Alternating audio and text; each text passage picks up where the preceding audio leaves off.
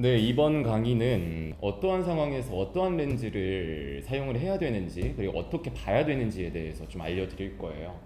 일단은 제가 주로 사용하는 렌즈 네 가지를 가져왔는데, 다른 사람이 보기에는 각각 뭐 어떤 게 다른지, 뭐 조금 크다, 작다, 이 정도로만 일반인 분들은 생각을 하실 텐데, 제가 그거를 어떻게 어떤 걸 보고 어떤 게 줌 렌즈인지, 망원 렌즈인지, 뭐 단렌즈인지, 그리고 뭐 광각 렌즈인지 이런 것들을 좀 알려드리려고 해요. 일단 차례대로 설명을 드릴게요. 자, 이거 같은 경우는 일반 줌 렌즈라고 합니다. 표준 줌 렌즈라고 하고요. 읽는 방법을 알려드릴게요. 여기 앞에 적혀져 있는 3.5-5.6 같은 경우는 전에 말씀드렸던 조리개 값입니다. 뒤에 있는 게 이제 줌에 대한 수치인데 18mm-135mm라고 보시면 됩니다. 뒤에 숫자 크기가 커지면 커질수록 줌이 더 가깝게 당겨진다고 보시면 됩니다. 다음으로는 일반 단렌즈를 말씀을 드릴 건데 이거 같은 경우는 최대 개방값이 조리개 최대 개방값이 1.8까지 되고요. 85mm입니다. 이 렌즈 같은 경우도 단렌즈입니다.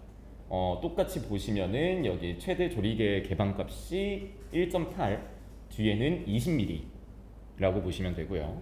마지막으로 이 제일 큰 거를 보면은 이거는 여기 친절하게 적혀져 있네요. 조리개 값이 4.5에서 6.3, 그리고 70mm에서 300mm까지 줌이 됩니다. 자, 그러면은 이거 두 개는 그냥 줌 렌즈, 그리고 이거 두 개는 일반 단렌즈라고 설명을 드렸는데 여기에서도 조금씩 차이가 나는 거를 알려드릴게요.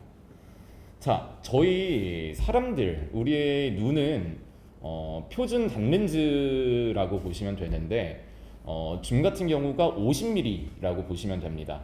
그래서 모든 렌즈를 볼 때는 50mm 기준으로 보시면 되고요.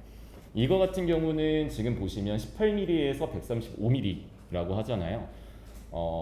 최소 줌이 이제 18mm, 50mm보다 조금 낮고 최대 줌이 135mm, 50mm 내외로 줌이 되는 거는 이제 그냥 일반 줌 렌즈, 표준 줌 렌즈라고 부르면 됩니다.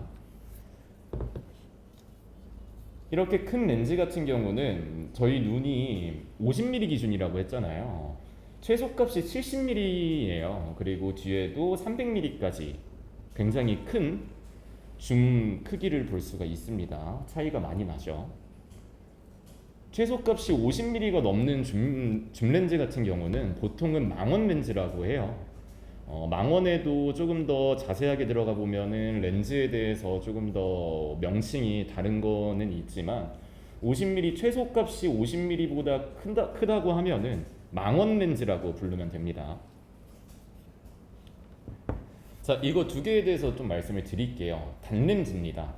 단렌즈 같은 경우는 전에 말씀드렸다시피 뒤에 최소값과 최대값이 없고 정해져 있어요, 미리수가. 근데 우리 눈이 50mm인데 50mm보다 높은 단렌즈다라고 하면은 이거는 망원 단렌즈라고 보시면 됩니다. 그리고 여기 보시면은 이건 50mm보다 작은 20mm로 표기가 되어 있죠. 이거 같은 경우는 광각 렌즈라고 보시면 됩니다. 50mm보다 낮은, 그러니까 화각이 저희 눈으로 보는 것보다 더 넓은 렌즈예요. 그래서 광각 렌즈라고 하고요. 이거 같은 경우는 뭐 자취하시는 자취생 분들이라면은 뭐 여러 부동산 어플들이 있잖아요. 거기에서 부동산 중개하시는 분들이 사진을 올릴 때 보통 이런 광각 렌즈로 넓게 찍기 위해서 이런 광각 렌즈 효과를 많이 쓰고 있죠. 굉장히 멀리 떨어져 있는 사물을 찍어야 된다라고 했을 땐 이런 망원 렌즈를 가져가시는 게 가장 효율적이고요. 그리고 뭐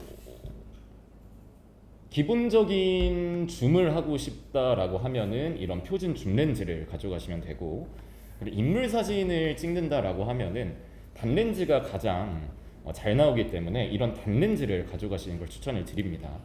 그리고 광각 렌즈 같은 경우는 굉장히 좁은 공간에서 실내 스케치를 해야 된다거나 할 때는 이런 광각 렌즈를 가져가시는 걸 추천을 드리겠습니다.